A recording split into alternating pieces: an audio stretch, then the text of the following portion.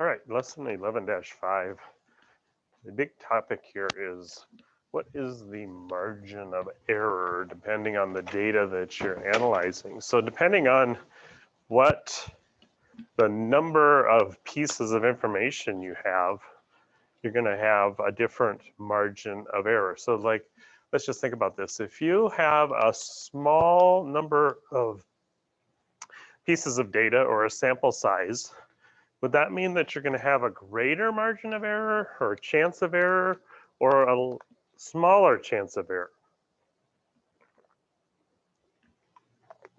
In other words, if you sample more and more and more, if you asked 5 people and then tried to generalize the information, or if you asked 5 million people, which one would be more likely to give you more accurate results? And so the larger your sample size, the fewer or the smaller the error, the chance of getting a mistaken result. And so there's a couple of formulas here. The first part, I think you can probably just make sense of where it says the sampling distribution here. So they tend to be normally distributed. In other words, you got that bell-shaped curve. But then when you go down here, depending on if you are analyzing quantitative data, numbers, or categories, there's a slight variation in the formula. So if it's over here where it's quantities, you might need that standard deviation in there to calculate it, where over here, since it's categories, you won't have that just based off from your sample size. All right, so jumping in here, the first example that they give you, you can see that there's some data there.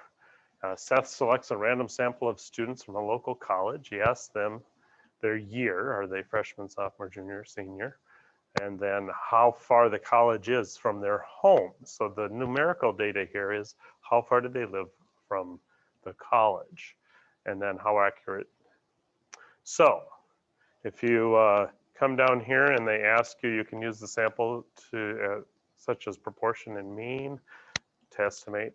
So let's get down to a question. What's the ratio of freshmen to students? So what percent of people are in this survey that are freshmen? So if you go in here and you look for your freshmen, you've got that one, you've got this one, you've got this one, and you got that one, and there's 10 in each column, so that makes 20. So 4 out of 20, or a fifth, which is 20%. So just analyzing some information like that, I think that part will be just fine. I don't think you'll have there's nothing really new there. What about if you had this one? It says estimate the proportion of seniors. So where's my seniors in this list? So if you look through the list, are there any in the first column? I don't see any over there. The second column, you've got those two and this one.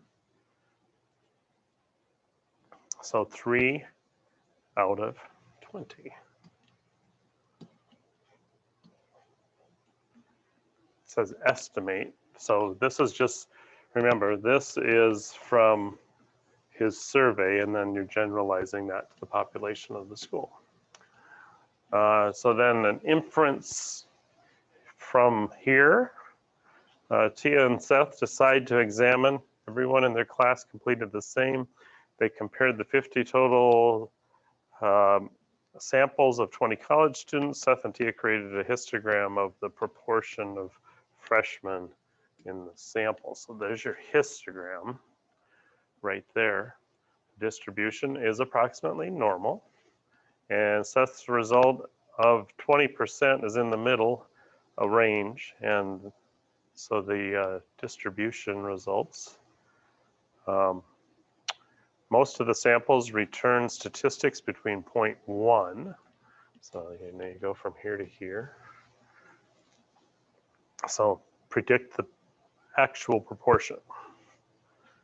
All right, so you could just analyze some of that information. So then going on here, each classmate calculates the mean distance from home, just like we already talked about. Seth and Tia create this histogram. And how many samples reported an average distance from 101 to 125. So that would be in this bin, they call that, from here to here. And that's up here. So what's like halfway between 4 and 8 would be 6, right? So 6 out of, use the history. So how many response samples reported an average distance from home? So the number of responses would be 6. If it asked for what percent or ratio that is out of everything, you would have to add all these up, right? Or maybe we had that total on the previous page and they told us. I don't see that they tell it in this part of the question. All right. So you can use the same sort of simulation problem to evaluate. Gabriella wants to prove Alex's claim that he's a 75% free throw shooter. She observes him, 53 throws. He makes 30. So Gabriella says, hey, that's 60%. But Alex points out that it's reasonable due to the fact that there are variability. Is he correct? How can you use random numbers to investigate Alex's claim? Assume Alex does make 75% of his free throws. And then they use a random generator on a calculator or a spreadsheet to simulate the outcome. Please call 627.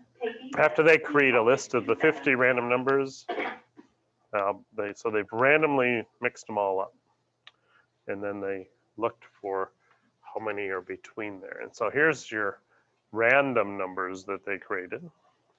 So the simulated proportion is 78%, is much higher than 60%. This one simulation does not refute Alex's reasoning about natural variability. So Gabriella needs some more evidence of it. Just in randomness, it would have been 78% compared to a 60. So continue the simulation. They analyze 100 samples of the 50 shots. So this is a sampling distribution.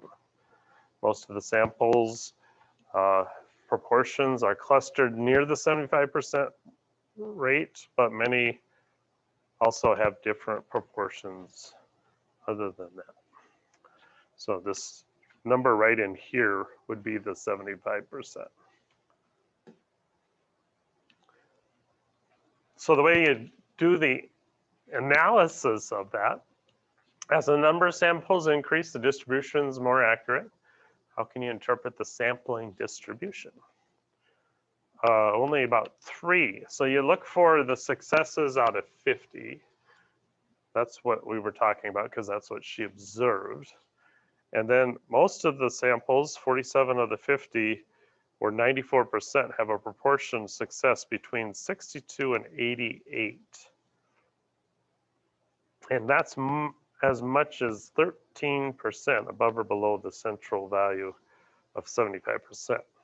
So there are 13%, if you take the ones outside of here, 13%. There's none above, but below. So you select a range that is centered in the 95%. So you look for 95%, that's what they boxed in here. These are all in the 95th percent. Okay, so, and then after that, we need to keep going. So take your 62 minus your 88%. 75% is your accuracy that gets you those. And it would be very unusual for a 75% shooter to make only 30 shots out of 50. So it is likely that Alex's low performance shows that he does not make 75% of his shots.